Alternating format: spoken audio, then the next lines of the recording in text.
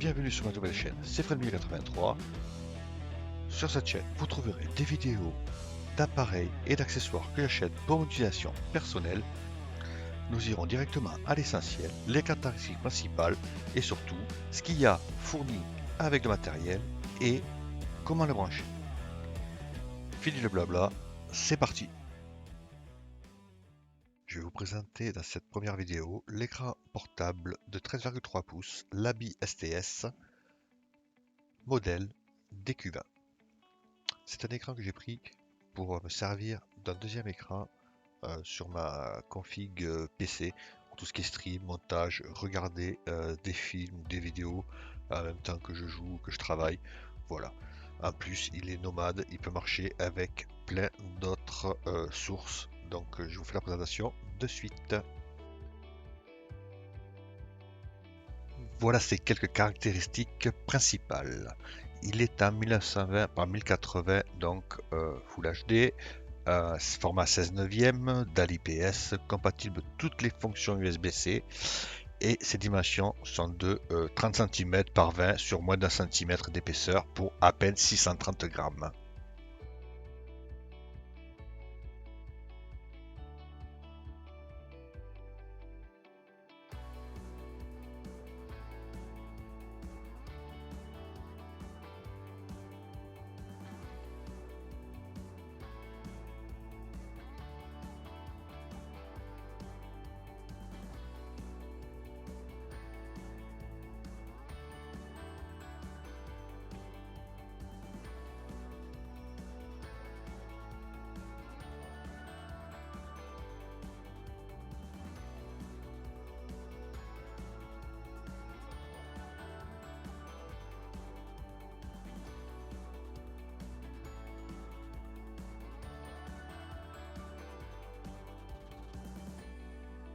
Petite présentation de tous les accessoires. En premier, nous allons trouver le câble d'alimentation. D'un côté USB, de l'autre USB-C, suivi du câble double USB-C pour accorder directement carte graphique, téléphone portable, switch. Suivi du câble HDMI pour raccorder console, PC non équipé d'un USB-C ou lecteur DVD, n'importe quoi, en HDMI. Voilà. Ensuite, nous avons l'adaptateur secteur basique et ensuite un petit support pour tenir la tablette droite, inclinée. Il est réglable. Il a l'air assez correct. Voilà. Pour finir, le manuel d'utilisation avec une partie en français. Donc, nous allons passer à la présentation de l'écran. Il est fourni avec une petite housse, quasiment pareil qu'un iPad. Voilà, c'est kiff kiff. Elle est aimantée sur l'arrière, comme l'arrière est métallique. Voilà. Ça s'enlève, ça se remet très facilement. Nous allons voir maintenant à l'arrière, nous avons les pictogrammes qui correspondent aux différents ports et boutons.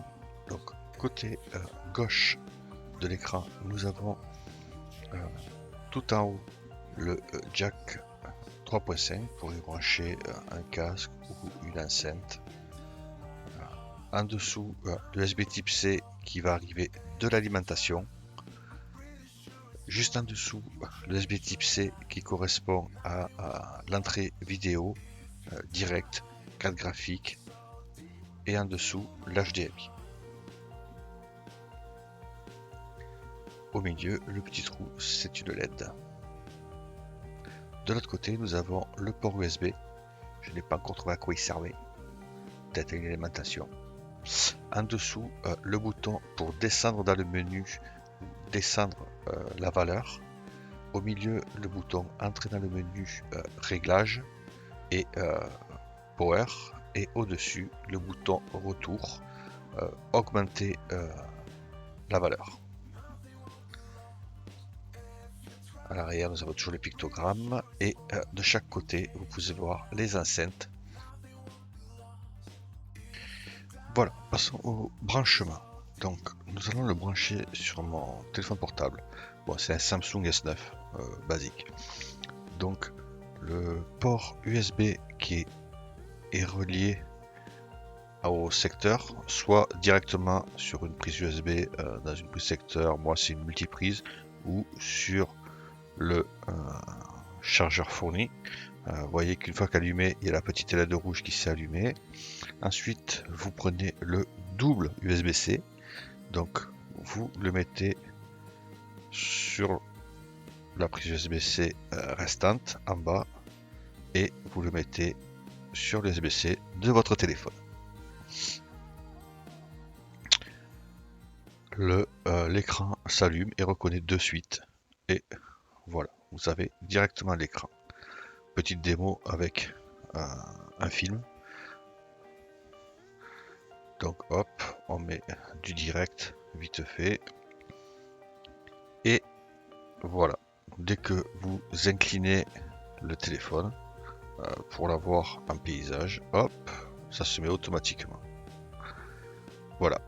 Pour ce qui est du branchement HDMI, c'est le même principe, sauf qu'au lieu du câble USB-C, vous mettez le câble HDMI. Nous allons voir maintenant un deuxième branchement, celui avec une switch. Donc tout reste pareil, hein, c'est le même schéma qu'avant. Alimentation secteur, l'USB-C, directement sur la switch. Tac, l'écran reconnaît directement, hop, ça s'affiche. Et vous pouvez jouer directement. Voilà, c'est ultra simple. Il n'y a pas de réglage à faire. Donc voilà, il n'y a plus qu'à profiter.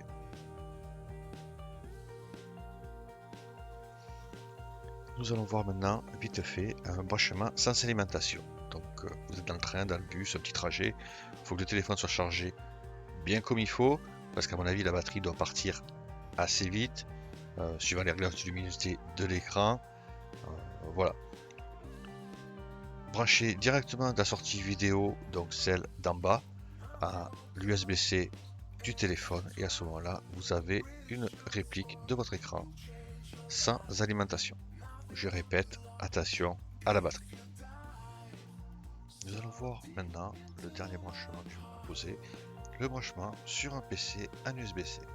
Si votre PC est équipé d'une carte graphique disposant d'un port USB-C, vous pouvez le brancher directement avec un seul câble. Voilà, là il est branché directement à l'arrière de ma carte graphique sur l'écran. Dès que je le connecte, il le reconnaît et se met directement. Attention, la luminosité est réglée à 10 de base, ce qui fait un écran faible. Je la monte à 50, 60 suivant ce que je veux faire pour avoir une bonne qualité d'image. Voilà. Le bouton du milieu, Power, sert à ouvrir le menu, à changer. Avec le bas, vous descendez, voilà, vous montez, vous avez une très belle qualité d'image. Si la vidéo vous a plu, n'hésitez pas à liker et à vous abonner.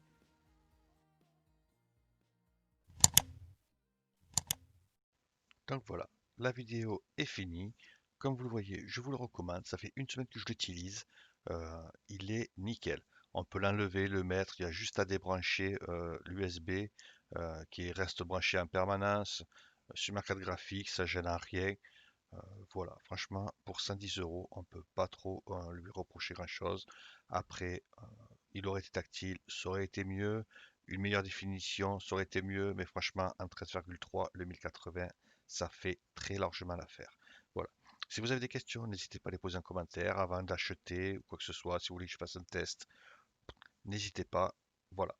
Je vous remercie et je vous dis à une prochaine vidéo. Au revoir.